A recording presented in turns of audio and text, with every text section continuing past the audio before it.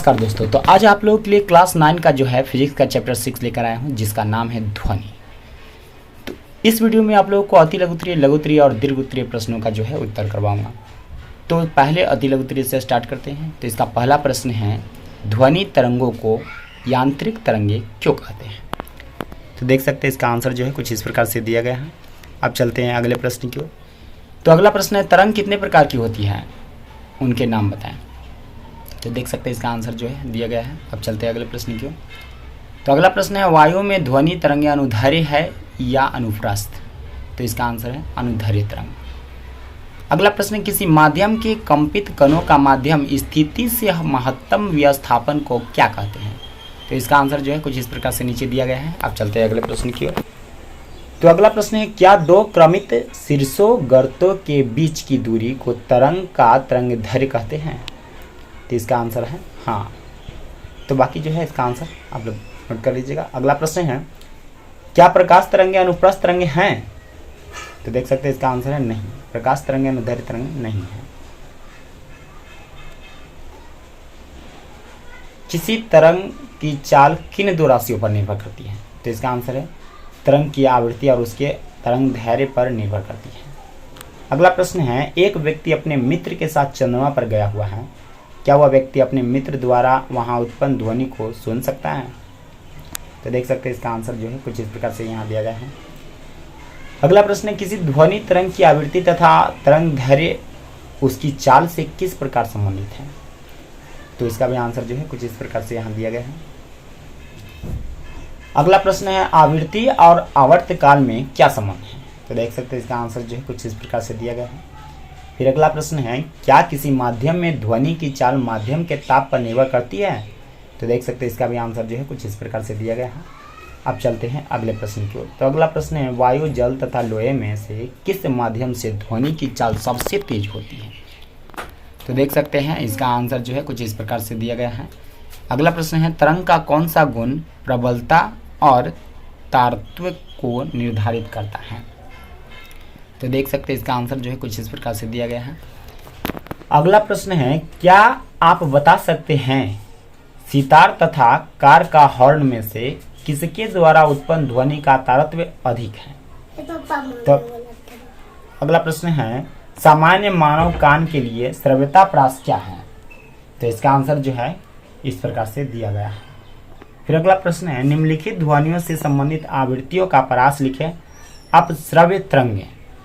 तो इसका आंसर जो दिया गया है। फिर अगला प्रश्न है, उसी का ख प्राश्रव्य तरंगे। इसका भी आंसर जो है दिया गया है। अगला प्रश्न है, हर्ट्ज किस राशि का मात्रक है? क्या आंसर है आवृत्ति का। फिर अगला प्रश्न है, प्रतिध्वनि किसे कहते हैं? तो इसका आंसर जो है कुछ इस प्रकार से दिया गया है। फिर अगला प्रश्न है, 20 Hz से यानी 20 हर्ट्ज से कम आवृत्ति वाली ध्वनि को क्या कहते हैं?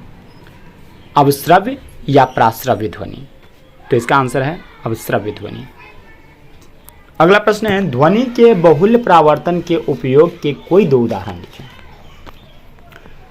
तो देख सकते हैं इसका आंसर दिया गया है। अगला प्रश्न है, ध्वनि की आवृत्ति 500 हर्ट्ज है, आवर्तकाल का मान क्या होगा? तो देख सकते हैं इसका आंसर जो है कुछ इस प्रकार से दिया गया है। अगला प्रश्न है, एक ध्वनि तरंग के आवर्तकाल का मान 0.01 सेकेंड है, ध्वनि तरंग की आवृत्ति क्या होगी? तो इसका आंसर जो है कुछ इस प्रकार से दिया गया है। अब चलते हैं अगले प्रश्न की ओर, जो कि लघु उत्तरीय प्रश्न है। तो लघु उत्तरीय का पहला प्रश्न है, अनुप्रस्थ तरंग और अनुदैर्घ्य तरंग में क्या अंतर है? हवा में ध्वनि तरंग किसी प्रकार की तरंग है?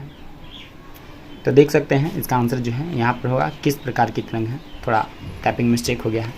तो देख सकते हैं इसका आंसर जो है कुछ इस प्रकार से दिया गया है। तो इसे आप लोग नोट कर लीजिएगा। अगला प्रश्न है, तरंगदैर्घ्य की परिभाषा दें, इसके मात्रक को भी लिखें। तो देख सकते हैं इसका आंसर जो है कुछ इस प्रकार से दिया गया है। अगला प्रश्न है, किसी ध्वनि तरंग की आवृत्ति आवर्तकाल तरंगदैर्घ्य तथा आयाम से आप क्या समझते हैं? तो देख सकते हैं इसका आंसर जो है कुछ इस प्रकार से दिया गया है। तो इसे आप लोग नोट कर लीजिएगा। अब चलते हैं अगले प्रश्न की ओर। तो अगला प्रश्न है, किसी ध्वनि की तीव्रता और प्रबलता में क्या अंतर है, समझाएं। तो देख सकते हैं इसका आंसर जो है कुछ इस प्रकार से दिए गए हैं। तो इसे आप लोग नोट कर लीजिएगा।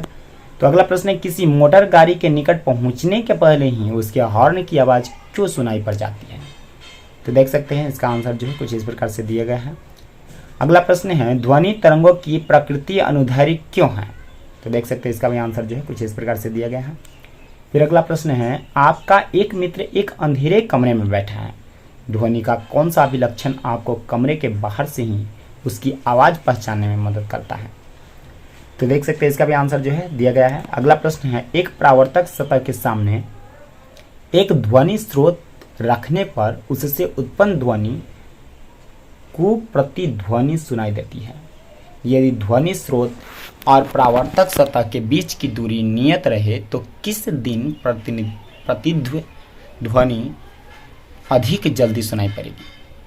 क है जिस दिन ताप कम होगा, ख है जिस दिन ताप अधिक होगा। अगला प्रश्न है वैसे तो आकाश तरित की चमक तथा मेघ गर्जन साथ ही सही उत्पन्न होते हैं, परंतु चमक पहले दिखाई पड़ती है और मेघ गर्जन कुछ समय बाद क्यों? तो देख सकते हैं इसका आंसर जो है कुछ इस प्रकार से दिया गया है। अब चलते हैं अगले प्रश्न की ओर। तो अगला प्रश्न है क्या ध्वनि परावर्तन के उन्हीं नियमों का पालन करती है जिनका प्रकाश तरंगे करती है? इन नियमों को लिखें। तो देख सकते हैं इसका भी आंसर जो है कुछ इस प्रकार से दिया गया है। अब चलते हैं अगले प्रश्न की ओर। तो अगला प्रश्न है ध्वनि तरंगों के परावर्तन दो व्यवहारिक उपयोगों का उल्लेख करें। तो इसका भी जो है आंसर कुछ इस प्रकार से दिया गया है। अब चलते हैं अगले प्रश्न की ओर। तो अगला प्रश्न है प्रतिध्वनि किसे कहते हैं, यह कब सुनाई पड़ती है? तो देख सकते हैं इसका भी आंसर जो है कुछ इस प्रकार से दिया गया है। अब चलते हैं अगले प्रश्न की ओर। तो अगला प्रश्न है छोटे कमरे में प्रतिध्वनि क्यों नहीं सुनाई पड़ती है? तो देख सकते हैं इसका आंसर जो है कुछ इस प्रकार से दिया गया है। अब चलते हैं अगले प्रश्न की ओर। तो अगला प्रश्न है श्रुति निर्बंध किसे कहते हैं और इसका मान कितना होता है? तो देख सकते हैं इसका आंसर जो है कुछ इस प्रकार से दिया गया है। अगला प्रश्न है अनुरणन से आप क्या समझते हैं, इसे किस प्रकार कम किया जाता है? तो देख सकते हैं इसका आंसर जो है कुछ इस प्रकार से दिया गया है। अब चलते हैं अगले प्रश्न की ओर। तो अगला प्रश्न है प्राश्रव्य तरंगों का उपयोग वस्तुओं को साफ करने में कैसे किया जाता है? तो देख सकते हैं इसका जो है आंसर कुछ इस प्रकार से दिया गया है। अब चलते हैं अगले प्रश्न की ओर। तो अगला प्रश्न है प्राश्रव्य तरंगों का उपयोग वस्तुओं को साफ करने में कैसे किया जाता है, ये तो हो गया है। अगला प्रश्न है कंसर्ट हॉल यानी कि बड़े सभा भवन में हॉल की छतें वक्राकार क्यों होती हैं? तो देख सकते हैं इसका आंसर जो है कुछ इस प्रकार से दिया गया है। आप चलते हैं दीर्घोत्तरीय प्रश्न की ओर। तो दीर्घोत्तरीय प्रश्न का पहला प्रश्न है ध्वनि क्या है और यह कैसे उत्पन्न होती है? तो देख सकते हैं इसका आंसर जो है कुछ इस प्रकार से दिया गया है। तो इसे नोट कर लीजिएगा, ये थोड़ा बड़ा है क्योंकि ये दीर्घोत्तरीय है, तो इसका आंसर थोड़ा बड़ा है। अब चलते हैं अगले प्रश्न की ओर। तो अगला प्रश्न जो कि दूसरा प्रश्न है एक स्वच्छ चित्र की सहायता से बताएं कि ध्वनि के स्रोत के निकट की वायु में संपीड़न तथा विरल कैसे उत्पन्न होते हैं? तो देख सकते हैं इसका आंसर जो है कुछ इस प्रकार से दिए गए हैं। अब चलते हैं अगले प्रश्न की। तो अगला प्रश्न है ध्वनि की प्रबलता से आप क्या समझते हैं, यह किन किन कारकों पर निर्भर करती है? तो देख सकते हैं इसका आंसर जो है कुछ इस प्रकार से दिया गया है, तो इसे आप लोग नोट कर लीजिएगा। अब चलते हैं अगले प्रश्न की ओर। तो अगला प्रश्न है ध्वनि संचरण के लिए एक द्रव्यात्मक माध्यम की आवश्यकता होती है, इसे एक प्रयोग द्वारा बताएं, अथवा ध्वनि निर्वात में गमन करती है, इसे दिखाने के लिए एक प्रयोग का वर्णन करें। तो देख सकते हैं इसका आंसर जो है कुछ इस प्रकार से दिया गया है। इसका आंसर थोड़ा बड़ा है, इस वजह से जो है चलते हैं अब अगले प्रश्न की ओर। तो अगला प्रश्न है समतल सतह से ध्वनि के परावर्तन को दिखाने के लिए एक प्रयोग का वर्णन करें। तो देख सकते हैं इसका आंसर जो है कुछ इस प्रकार से दिया गया है, तो इसे आप लोग नोट कर लीजिएगा ताकि याद करने में आसानी हो। अब चलते हैं अगले प्रश्न की ओर। तो अगला प्रश्न है बताएं कि किसी धातु के बर्तन में दोषों का पता लगाने के लिए प्राश्रव्य तरंगों का उपयोग किस प्रकार किया जाता है? तो देख सकते हैं इसका आंसर जो है कुछ इस प्रकार से दिया गया है, तो इसे आप लोग नोट कर लीजिएगा। अब चलते हैं अगले प्रश्न की ओर। तो अगला प्रश्न है बताएं कि चमगादड़ हवा में अपने शिकार को पकड़ने के लिए प्राश्रव्य तरंगों का उपयोग किस प्रकार करता है? तो देख सकते हैं इसका आंसर जो है कुछ इस प्रकार से दिया गया है, तो इसे आप लोग नोट कर लीजिएगा। अगला प्रश्न है सोनार की कार्यविधि तथा इसके विभिन्न उपयोगों का वर्णन करें। तो इसका आंसर जो है कुछ इस प्रकार से दिया गया है। अब चलते हैं अगले प्रश्न की ओर। तो अगला प्रश्न है मानव कान के कार्यविधि को समझा कर लिखें। तो देख सकते हैं इसका आंसर जो है कुछ इस प्रकार से दिया गया है। तो इस वीडियो में जो है इतना ही है। अगले जो चैप्टर है उसका अगली वीडियो में क्वेश्चन आंसर लेकर आऊँगा। तो आज भर के लिए इतना ही।